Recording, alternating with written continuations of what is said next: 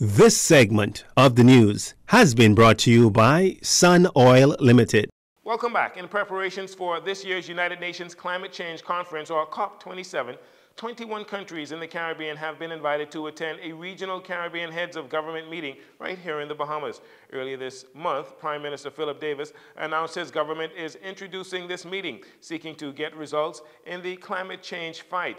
This meeting will also position the Caribbean region to take control of its fate and present a unified position to the world at COP27, which will take place in Egypt in November. Special Advisor on Climate Change and Environmental Matters at the Office of the Prime Minister, Rochelle Newbold, spoke with reporters recently about the upcoming meeting and the intentions going forward. So we're wanting the individuals who are the decision makers of the country to be in the room so that when we finish with this meeting, we will have an agreement amongst the heads as to what it is that we will be asking for, the programs and projects that we will be taking to COP, that we will be presenting to our partners as this is the solution to our problems. So this is something in the 27 years that COP has been going on, that we as a region have not unified ourselves as one voice so that we can speak. CARICOM is not a recognized entity in the UN system. So that left us without a voice. In his announcement, Prime Minister Davis said the Bahamas, along with regional partners, have lobbied for years seeking acknowledgement from larger global bodies on small island developing states' vulnerability when it comes to the effects of climate change. Ms. Newbold is echoing these sentiments. She noted that the Pacific region and Latin American groups get more donor funding than the Caribbean region. So with everybody now in the room, including some of our international partner organizations there, we are going to be having very frank and open discussions. We're going to be having, to the point, and naked discussions. No being PC, no being politically correct, no being niceties. We have a region in crisis. This issue of climate finance, this issue of climate insurance risk, these are true and real realities for us. It's creating debts for our nations, and we need to get this matter addressed. We will also be, because we want you guys to always keep in mind that we have a vision that includes the youth of this country. We had a regional conference of youth just recently in July, and now in August, we're having a regional heads of government meeting, and guess who will be in the room? The youth will also be in the room because they now need to have an understanding and they need to learn and they need to be ready to take the seat when we abdicate because of age or whatever the case may be. As for youth involvement within conferences, Ms. Newbold says young people in other Caribbean countries are raising their voices to be involved in the global discussion on climate change, following the Bahamas' example in getting youth involved. The Bahamas is set to host the regional event, which begins tomorrow, Tuesday, August 16th, and runs through Wednesday, August 17th. 6 Jamaican men are in police custody following the discovery of 4 acres of suspected marijuana plants growing on Andros over the weekend.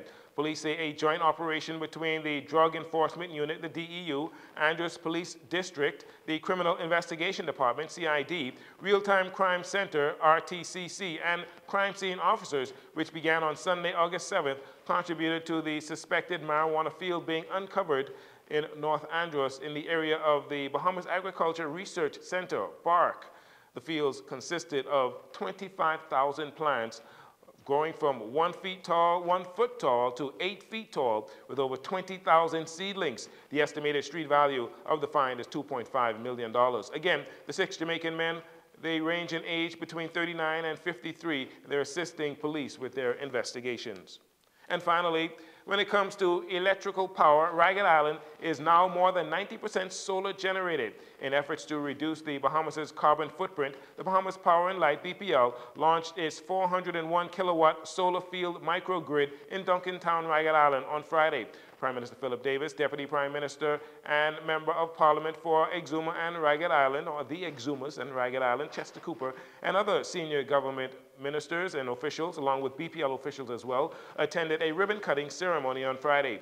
BPL's Chief Operations Officer, Burlington Strawn, says the $5 million project will provide more than 90% of energy needed for the island. When this project was envisioned, it was done so with several goals in mind. To do BPL's part to meet the national energy mandate of building Ragged Island back as a green island, to do our part to support the national energy policy, to develop BPL's first high-penetration renewable energy installation and to help our nation's commitment to help combat the effects of climate change. Even though we are a very small nation and our contribution may be small on the world scale, it is important that we show that we want to make sure we are making the same commitment that we are asking of others. The goal of the system was to produce 90% or more of the energy of the island under the conditions that prevailed at the time. And finally, it was important that the solution be able to be expanded to cater to future growth on the island should that be necessary. With Ragged Island being the prototype for renewable energy, Prime Minister Philip Davis, in outlining the government's plans to transition the Bahamas to a more clean and more green energy sector via their national energy policy, says there are a lot of reasons to be hopeful for Ragged Island's future and the future of solar energy in the entire country. We will invest more than $36 million in renewable infrastructure in Abaco and East Grand Bahama. Focus of this investment in Abaco will include an $18 million investment for the restoration of electricity, services, and rehabilitation of physical infrastructure damaged by Hurricane Dorian. We will also invest $4.5 million in the installation of 5 microgrids in the East Grand Bahama area.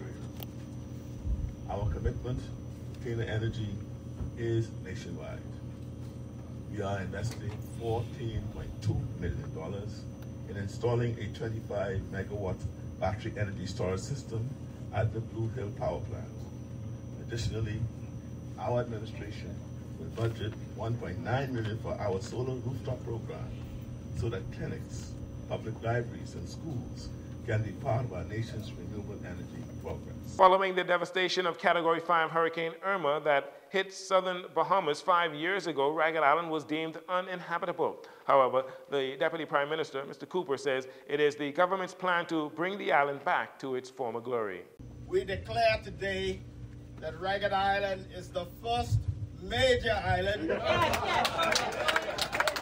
whole of the Bahamas to be 100% so. That's what I thought.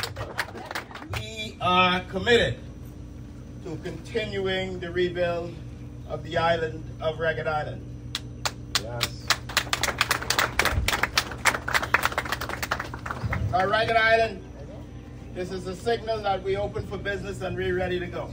And I'm happy for this opportunity to take this journey with you. And I want to assure you that we are going to see it through. Yes. And we're coming back stronger than we were before. Yes. And I will be right here with you. Mr. Cooper says the solar plant, which is state-of-the-art, is part of the government's thrust to rebuild the Ragged Island community. And that'll do it for your JCN Evening News. Once again, I'm Jcn Saunders. Thanks for joining us. This segment of the news has been brought to you by Sun Oil Limited.